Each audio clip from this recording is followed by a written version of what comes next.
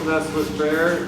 Lord, as we come to study your word, we are so blessed that we have it. Today we're going to be studying a difficult passage and help us to try to understand it so that we can follow your instructions. Lord, we are so blessed to live in a country that allows us to worship freely and to worship as a group. Many places in the world that is not true. Lord, again, open our minds and our hearts to your word so we can better understand it.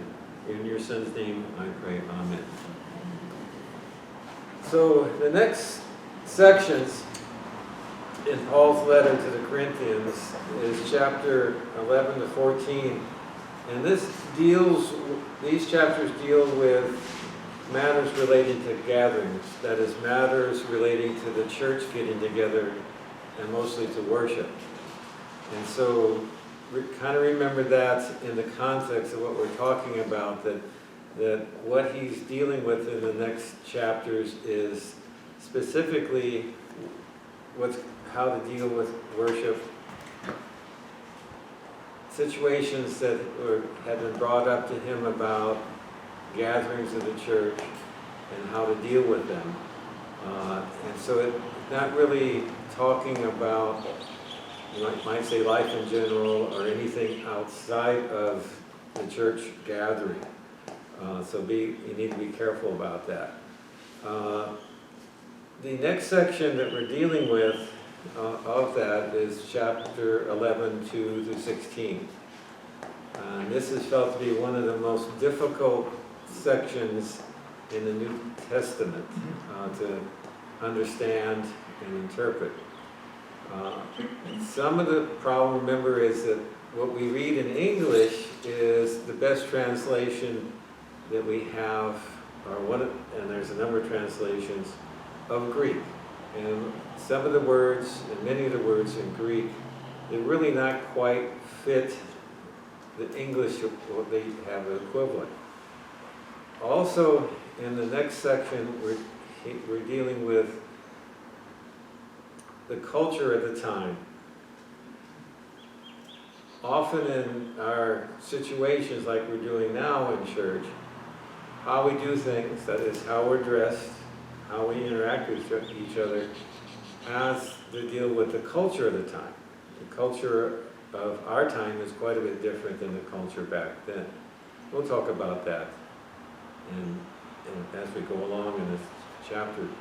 But also there's some theological underpinning of what Paul's trying to get at. And so that's what we probably ought to try to get past the culture overlay, you might say, of that time, and understand what he's trying to get to. But I'm going to be warning you, this is one of the more, as the commentators say, this next verses are some of the most difficult to understand and then relate to our life now. So we'll give it the best shot, but don't be too concerned if we end up being confused. So what Paul's doing now is, remember, he had gotten a letter and also some information from people that brought the letter to him about what was going on in the Corinthian church. And so the next chapters actually deal with him giving some warnings and correction to the Corinthian church about how they should be worshiping, how they should be gathering. The first section is going to be proper attire in the church. The next section is going to be actually the Lord's Supper, and then we'll go on from there. But he's dealing with issues that were brought up to him either in a letter or by personal communication about problems with the gatherings, problems with the worship at the Corinthian church. And Paul's interest in all these chapters is really to have the church to be properly ordered and structured. So he's interested in how the church functions. And so that's the underlying message in the next several chapters is how a church should be ordered, how it should be structured.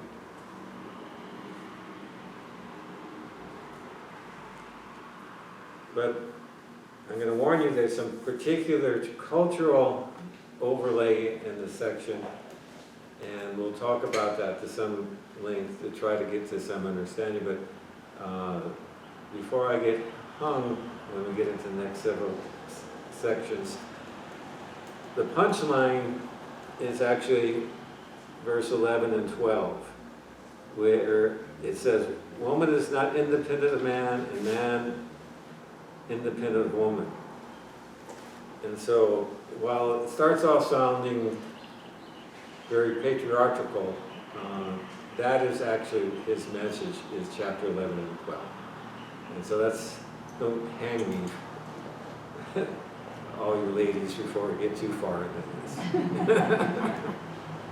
Okay, we'll start off with Larry 2, please. 11:2. I praise you for remembering me in everything and for holding to the teachings, just as I passed them on to you. Okay, so he's praising them. Why is he praising them? He's about to bang him with something. Right. Exactly. I didn't think he was going to get that, but that's exactly right. He's about to bang him for the next 4 chapters. So he's being nice. So that, he got that in one. And so he's trying to make sure that they don't reject what he's saying to them totally by actually starting off being a little not nice. But very soon he's going to say he's not going to praise them, especially when he's talking about the next section, which is the problems they were having with the Lord's Supper. And so, as Larry pointed out, he's giving them a little bit of praise. I was always instructed when correcting people is to say something nice to them first before you whack them with what they're mad about. I think that's probably what he's doing here, is if you say something nice about them, so you at least get the temperature of whatever you're going to fuss about tone down a little bit before you even start. I don't know if anybody else does that, but that's how I was trained. If you have an employee or somebody that you are going to be correcting, is before you do that, try to engage them with something that you can say nice about them. And Larry got that because obviously he probably did that in his job too. Okay, Judy, please, 3.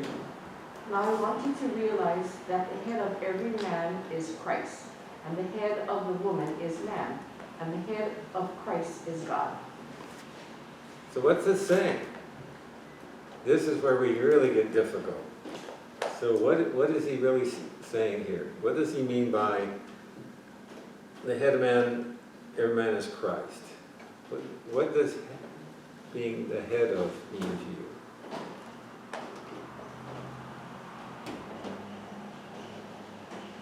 He sets the rules.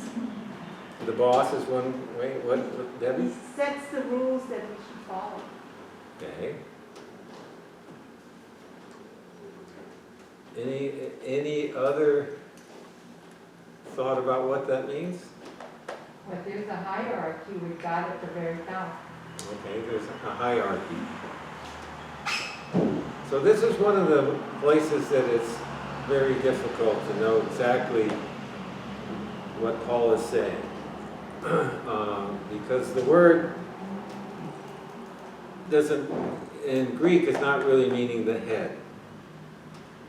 And so there's basically 3 interpretations of what that word means. For most time, Larry's idea and Debbie's idea of being in charge of, being authority over, was what they thought it was meant. But it's not clear, because that word doesn't clearly say that. So that is one interpretation, that being the head of is having authority over. The second the second interpretation, which is more clear in the Greek, is that the word means to be most prominent, foremost, preeminent. And so, in front of, you might say, rather than, and not necessarily saying that they had authority over. I know that can be kind of slicing a little thin, but actually that's more close to what the Greek means. That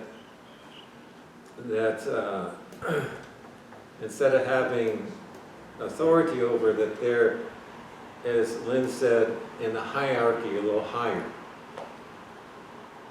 And the third is source, which is another way that that word is used in the Greek.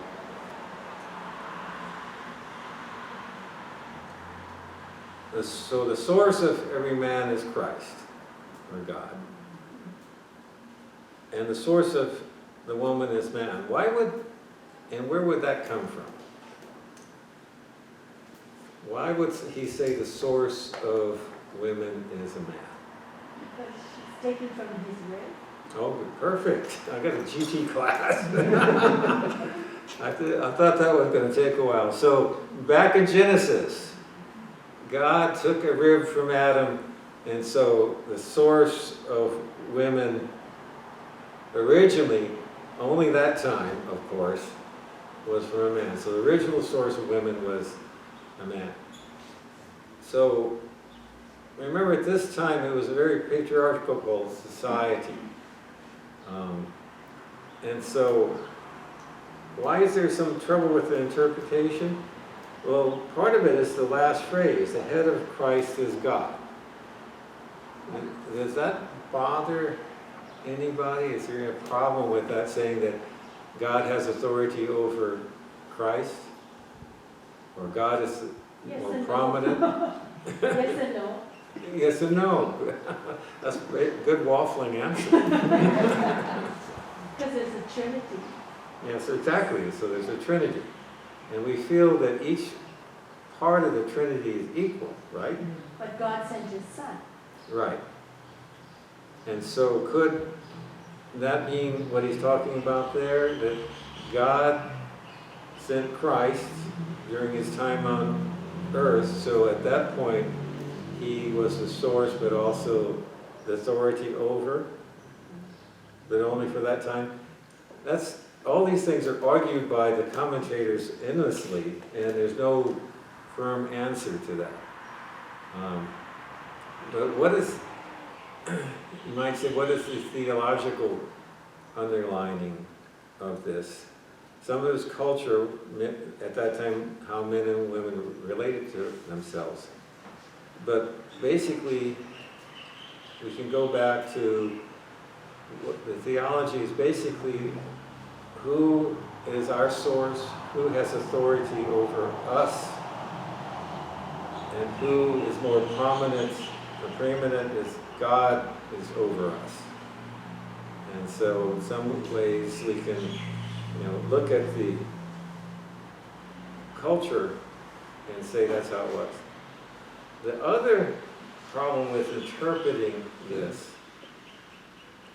is, first remember, this is talking specifically about relationships in the church worship and gathering, is that the usual term that he's using here, when they're used together, a man and wife, man and woman, is actually husband and wife. And so some people interpret this as not universal men and women, but specifically a couple. And that's also argued, because there's other words that more clearly say that's what it is. But in the Greek, when they're used together, most of the time it's talking about husband and wife, not women in general and men in general. And so this leads this to be one of the more difficult areas to interpret and understand how that relates to our modern society. But to me, that underlying theological issue, the importance is that there is a hierarchy and God is at the top. Now, I'll take a minute and see if anybody wants to discuss that further.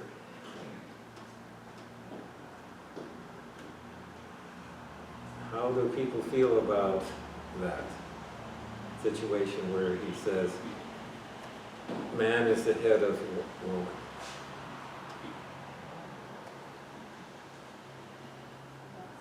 Because I don't think we're going to argue about Christ is the head of man and God is the head of woman. But do we want to talk about the middle phrase? Yeah, you know better.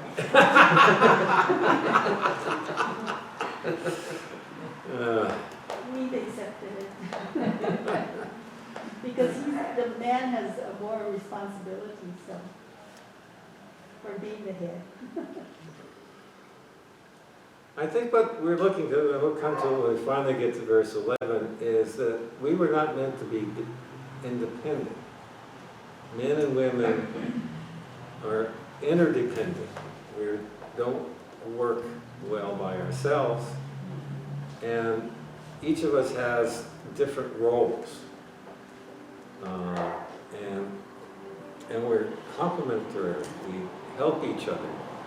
Where Eve was taken from Adam to be his helper, his helpmate, and therefore that's why God had Eve formed.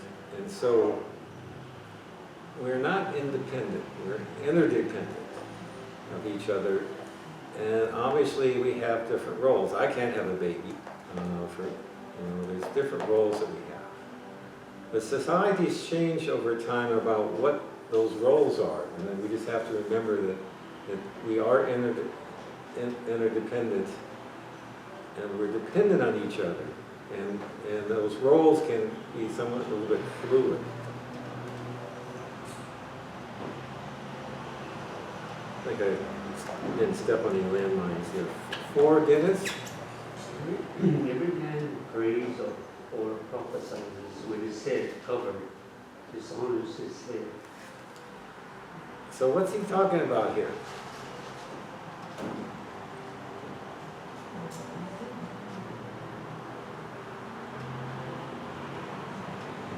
So remember, this is in the church, and this is a man praying and prophesying. He's saying that the man should not have his head covered. What's a head cover? You shouldn't have a hat on or something, or, because I think it's disrespectful to God. Or long hair. Well,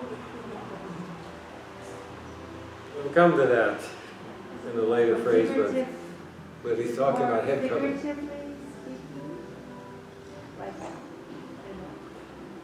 I think Larry's answer is a good one in that it was, Paul felt it was disrespectful to have a head covering. This is to see if you really super GT. Who at that time wore head coverings when they prayed? The women. Higher up. Well, other religions, what I'm going to get at. What other religions, and one of them still does it, wears a head covering when they pray? The Jewish. The Jewish. So both the Romans and the Jews, when they prayed, had to wear something on their head. And the Jews still do that. That's that little skull cap that they wear. The Greeks at that time did not felt like this phrase is that they should not wear head coverings. And some of the commentators argue that by saying that we should do this, Paul is trying to make a separation between the Jewish and the Romans and the early Christians, so that they would have some type of sign that they were different. But the Jews still actually wear that little head covering. I think it's called yarmulke, or maybe we are So is wrong. it the same thing like the Catholics? Like when the bishops do mass, they have the mitre on, Yeah, and when the Pope gives mass, he has it, has that on him too. right. And so the Romans actually had to wear something when they were praying. What did they mean by prophecy? What does Paul usually mean by prophecy?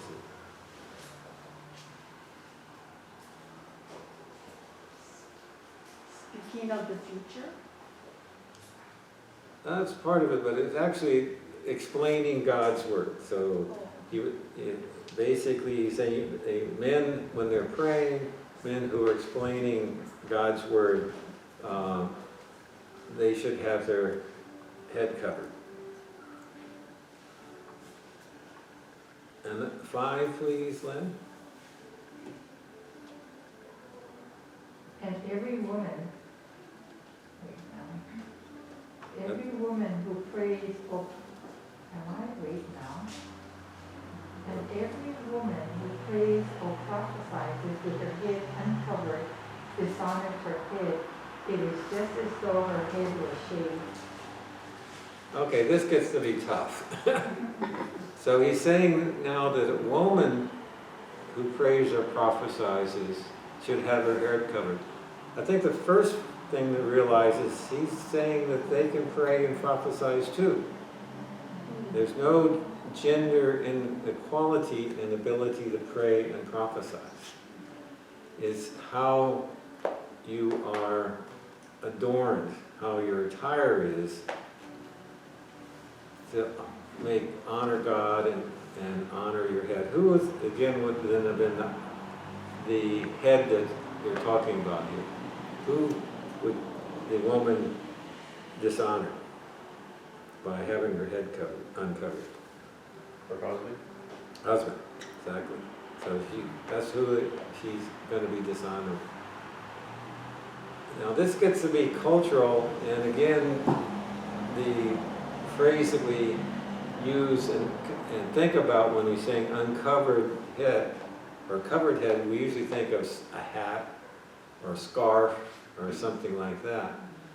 But it also could be, as Charmaine I think mentioned, it could be how the hair is and whether or not the hair, or whoever said that. And so what's going on here?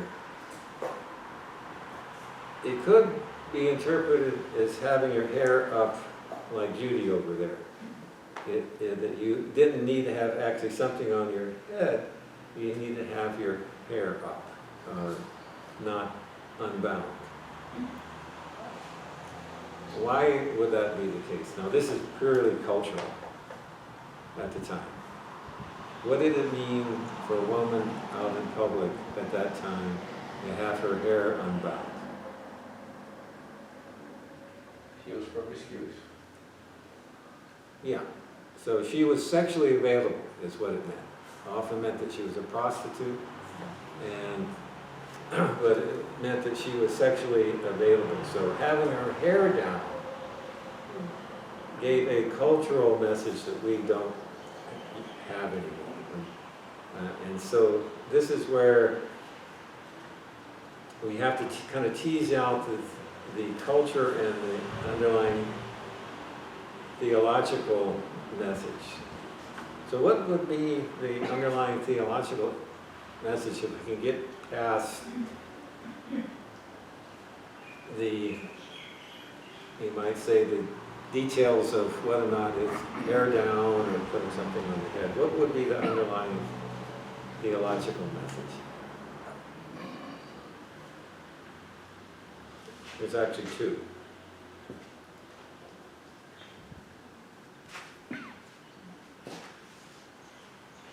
One, as we just mentioned, is that both men and women equally can pray and prophesy. There's no gender inequality and ability to function like that in the church. And the second would be that what we should be doing in church is things that would not bring disrepute or shame to the other members in particular our families. You know, we have a different society there, but we do have social rules. So what would it be that we should not do, you might say, in our attire coming to church? I mean, we're much, and you know, he's just talking about hair, but you know, is there things that we should not be doing that might bring shame on our family or things? Not coming with any clothes on.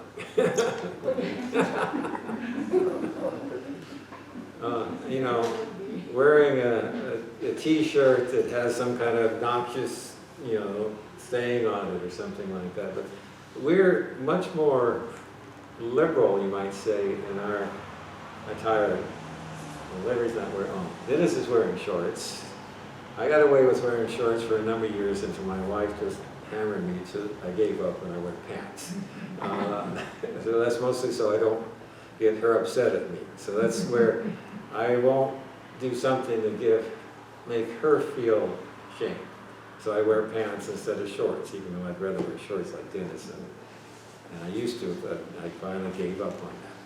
Well, your attire shouldn't take away from the Lord's message. That's right. You don't want to have something going on that distracts from what we really ought to be doing, which is worshiping the Lord. And so, I know there's some sects that actually have the women still wear head coverings, some of the Greek Orthodox. But this is really more a cultural thing, in the sense that's what it meant in their culture. It doesn't mean that in our culture, obviously.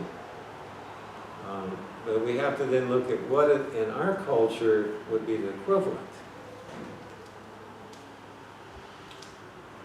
And so he first gave something that would have, as a guide, that we shouldn't be doing. In that case, it was not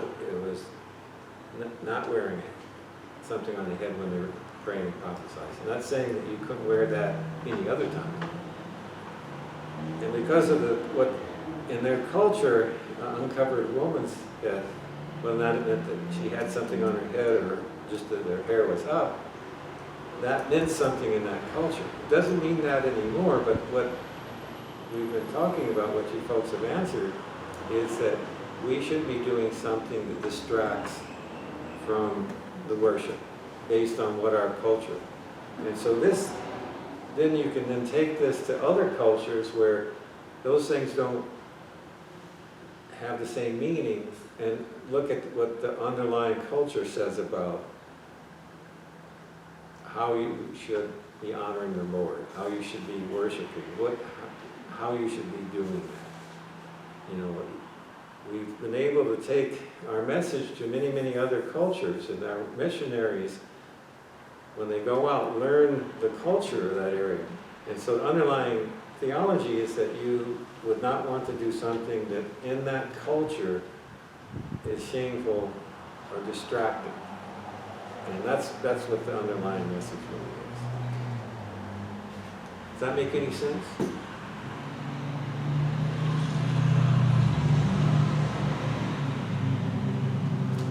And shaving her head, it's assumed that meant that she was somebody was very shamed. You know. There's no writing that anybody seems to know about of actually punishing women by shaving their head back then, and so it probably must have been because Paul talks about it. I know in World War II, some of the women that collaborated with the Nazis, especially in Eastern Europe, that's how they were punished, is they had their heads shaved to show that they shamed them.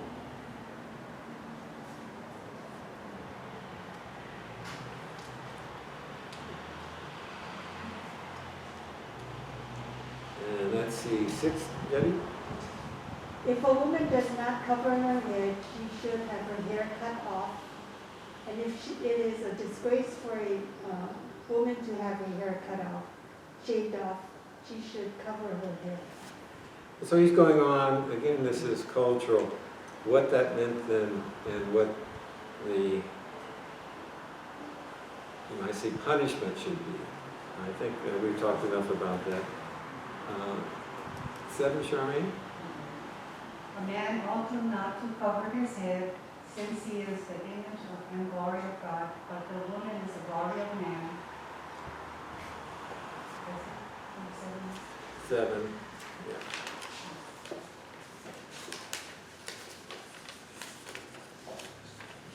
I just read 7. Joy, can you look up Genesis, I can't read my, 1:26 to 27? Genesis 1:26 to 27.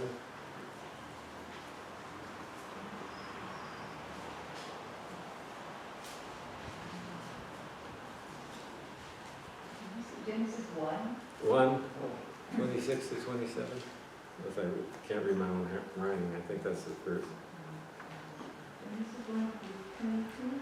26 to 27. 26, 27. Thank you. And God said, let us make man in our image, in our likeness, and let them rule over the fish of the sea and the birds of the air, over the livestock, over all earth, and over all the creatures that move along the ground. So, let's go on, please. One second. So God created man in his own image. In the image of God, he created them. Male and female, he created them. So, who are we the image of? God. Are women also the image of God? Yes. And so we're both equal in that. So Paul's saying that we should not cover our head because this is the image of God. We are the image of God.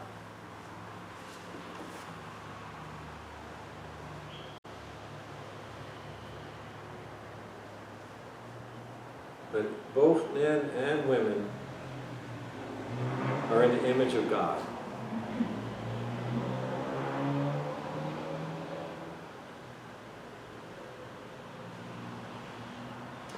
But going back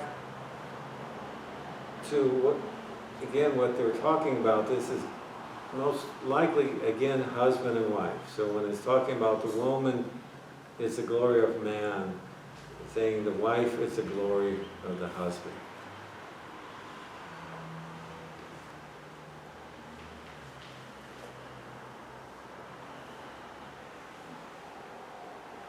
Okay, back to Larry 8, please.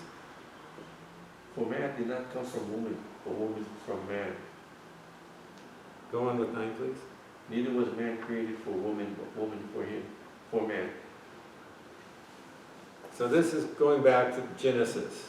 And this is, again, a one-time, and we might say one-off situation where God initially made Adam and made Eve out of Adam.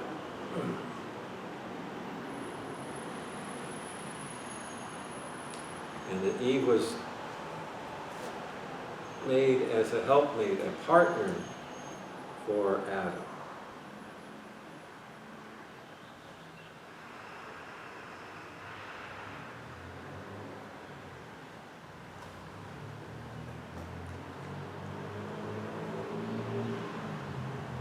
Judy? For this reason, and because of the angels, the woman ought to have a sign of authority on her head. I almost wanted to skip this one. What's he talking about here? What's he talking about when he says, for this reason and because of the angels?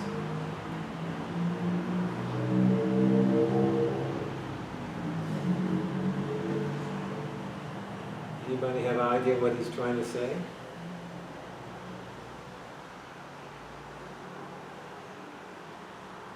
The short answer is nobody really knows what he's trying to say.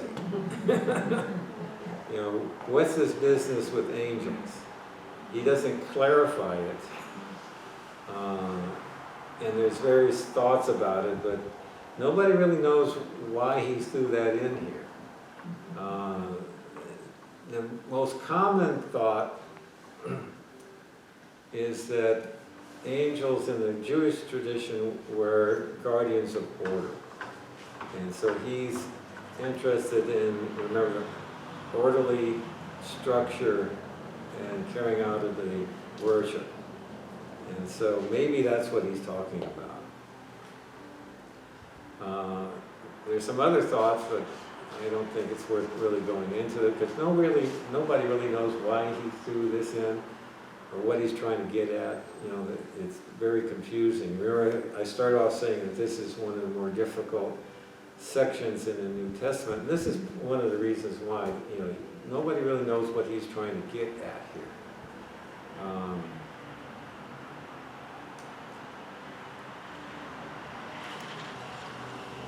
So I think we'll just move on. Okay, Dennis, 11, please. In the Lord, however, woman is not independent of man, nor is man independent of woman. Okay, so what's he saying here? That we are both dependent on each other. You know, we're not the same. We don't function very well by ourselves. We need each other. We have slightly different roles, and as our society changes, those roles, to me, can change some. But there's some things that I can do that my wife can, a lot of things that she can do that I can't do. And I think most of our, again, husband and wife relationships, you work out what those roles are. To me, our society allows various arrangements in that. But I think I'm going to open this up. Does anybody want to talk about how they view the roles of men and women in our society?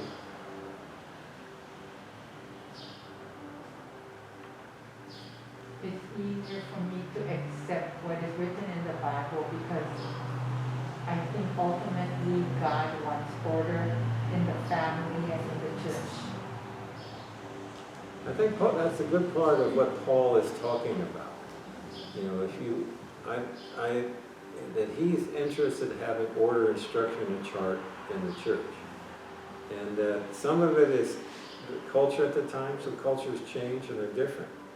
And so as long as you have some kind of structure and order and not chaos, then that's what he's looking for. You know, the roles of men and women in our society have been changing over the time. And to be honest, I think it's a good thing. But there is some things, you know, most guys have better upper body strength. So some of the things that you might need that for, most men can do a better job than women, but there's other things that women can do a better job than men. I can't multitask to save my soul. My wife can do that quite well. And so there's lots of different roles and situations, but what we're looking for is what Lynn said, is order. If you have order. My father was a psychiatrist, and you know, I spent a lot of time talking to him about child development and things like that. And consistency in raising a child is critically important. It doesn't mean you have to be strict or liberal, as long as you're not flipping back and forth.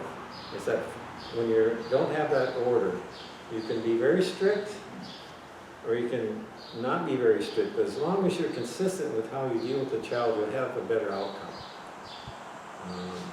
You know, you have to figure out what's best for your family, but what you need to do is not where it really is screwed up, in his words, children, is where you have somebody that's really strict one day and let them get away with everything the next day. That's where you really mess up a child. And so Lynn is right. We need order in our worship, in our gatherings.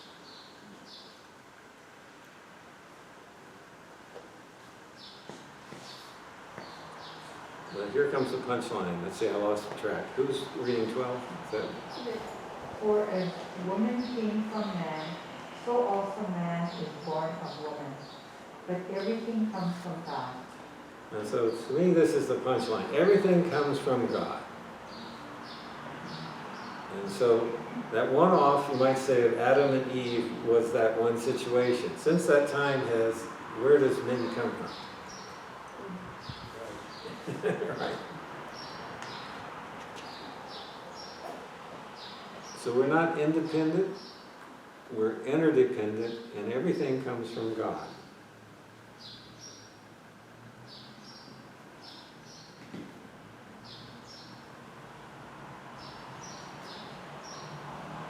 And so what he's talking about is really, since women and men both can pray, both can prophesy in the church, they're equal in that, is that he's talking about a principle of reciprocity, of mutuality, that we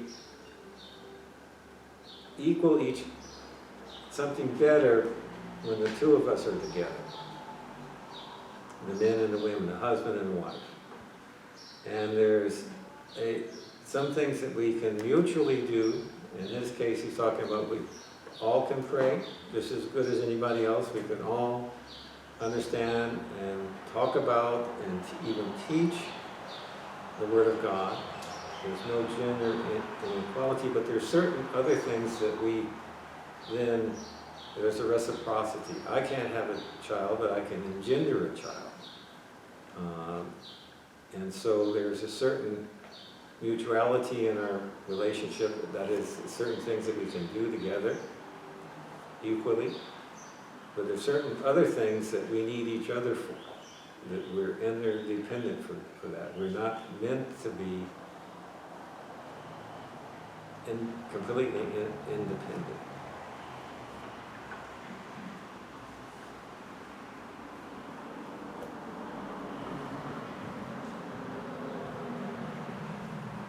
Okay, 13, please. Judge for yourselves. Is it proper for a woman to pray to God with her head uncovered? So he's going back to trying to be, as Larry started off saying, being nice to them. You can figure this out on your own. You're smart enough to figure this out. And again, he's going back to the cultural imperative at that time of what it meant for a woman to have her head uncovered. That's, again, not our culture now, but we can find examples of what we might, in our culture, consider shameful to do in church.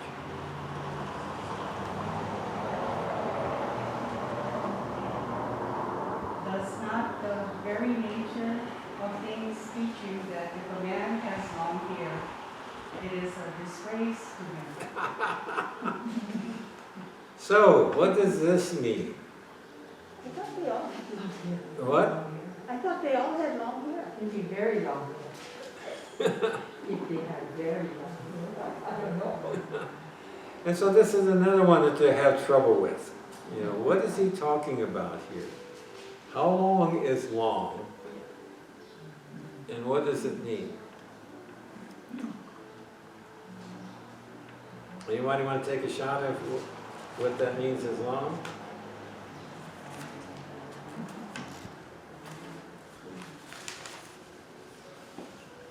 If you can make a ponytail.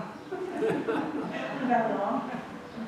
You know, he doesn't qualify it. He doesn't say what long is. And what is thought to be the underlying theology is what is proper and customary. What is proper and customary for somebody in there? And what was the problem with very long hair in a man at that time?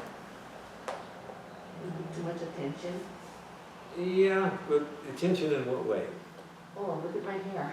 Yeah, and so what kind of guy does that? Someone who puts himself first. Well, that's part of it, but, Boastful? I'm sorry? A boastful person? I don't know. Boastful. Boastful, I'm still not getting it. A defiant person, What? a defiant person. Uh, it's actually a homosexual. Is what he's talking about then. That men that had very long hair, I'm not saying it right. Big head of hair back then was considered homosexual. And remember, homosexuality in the Greek culture at that time was very accepted. In fact, it's almost routine for a young man to be mentored by an older male in the classical Greek culture, and there was some sexuality involved in that mentoring. So they were pretty much bisexual at that time. Obviously, the Jewish people felt strongly against that, based on the Old Testament, Sodom and Gomorrah, for example. And so, if a fellow continued that lifestyle, that was considered okay for a certain period in their life. And then when they got older, they were supposed to marry and have children. The classical Greek wife stayed home and you never heard anything about her. The men would get together and socialize together. But the man was supposed to have that period of, you might say, growing up, when he was mentored by an older man. And when he came older, he might do that to a younger man, but he was supposed to have married and have children. That was the classical Greek society, especially in Athens, and some variations in all the Greek city-states. And so this was thought to be a sign of having very, very long hair, and therefore a sign of homosexuality. That's the most common thought in the commentators about what he's getting at there. But he doesn't qualify what he means by long. And so a short ponytail you might get away with. Or a man bun, as you see some guys now.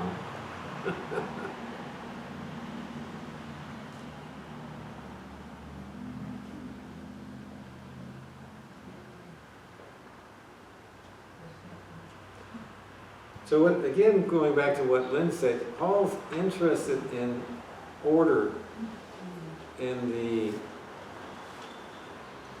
church, order in the gathering, order in the worship.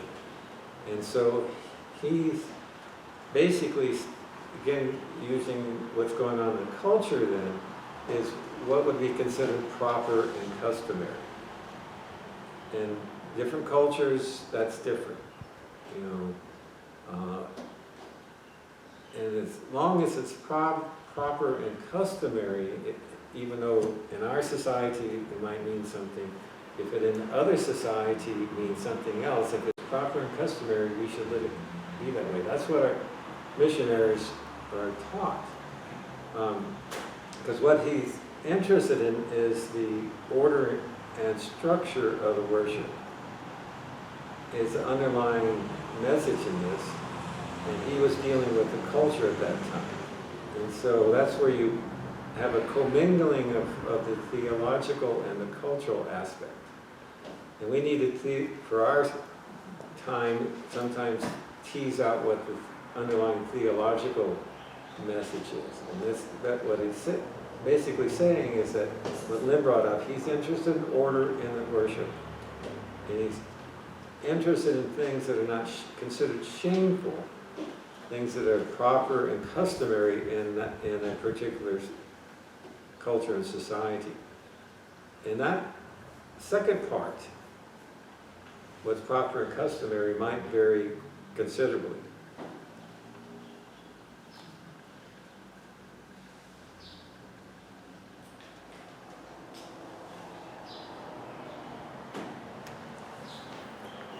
Okay, 15, please. I think it's Charmaine.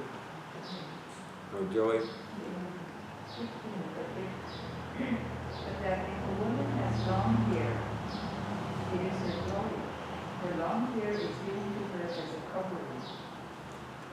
I think we've beaten the long hair to death. But again, it was what was customary and proper in that society is what he's talking about. And so he wanted things in the church to be proper, based on what their culture looked at.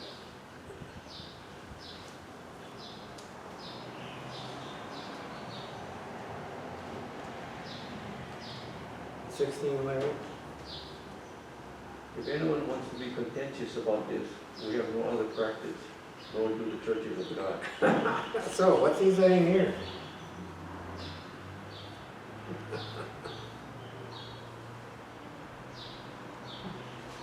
Just follow the common custom of the church. That's right. So, this is not just instructions, this is not just how you should be doing it. It should be, all the churches are doing this, so you should be doing this. And so this is, you might say at that point, all the areas that they were dealing with in the church there was basically the Greco-Roman society. It was some variations, it was basically the same culture across the Roman Empire at that time. And so he's saying, this is how it's been being done in all the other churches. It's not just instructions to you particularly. If you don't, I think there's an underlying message, you don't like it, too bad. You need to follow this.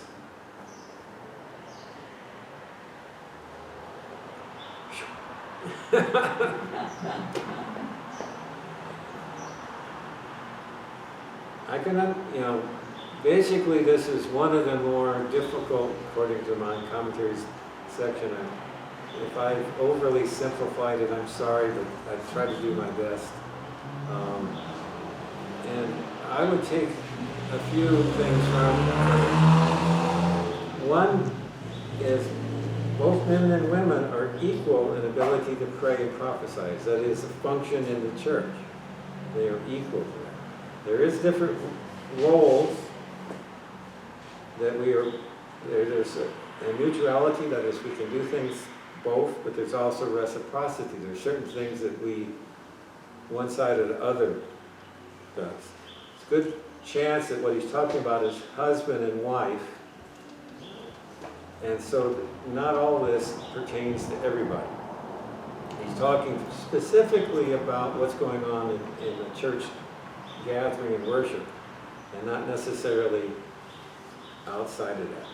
But he's interested in the structure and order of the church worship, and that things should be proper and customary for that particular culture. And the business with the hair and the covering of the head had a lot to do with that particular culture at that time. And so we should take that underlying message that we want structure and order and proper and customary in the cultures that we have the gospel spread to, and not necessarily tell somebody that these things mean differently, that that's how they should be doing things. Any questions about this section so far? Anybody want to disagree with anything? This is not a one-off, I might say, answer to this section. There's quite a bit of controversy about what this all means.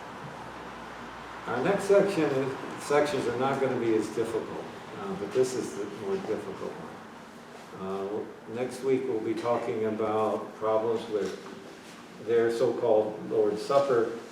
We'll talk more about that, but that actually is more of a fellowship meal, and we'll talk about that. And then he does tell us how to actually do the Lord's Supper. That's the section that the pastor usually quotes when we do have a Lord's Supper. And we'll be going on for that.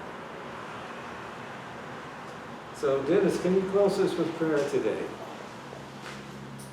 Heavenly Father, thank you for this opportunity to learn more about the Word. We thank assist us in understanding this very difficult section of the Bible. We hope that we can make some sense of it and use it to our particular lives. We pray this in the Son's name. Thank you.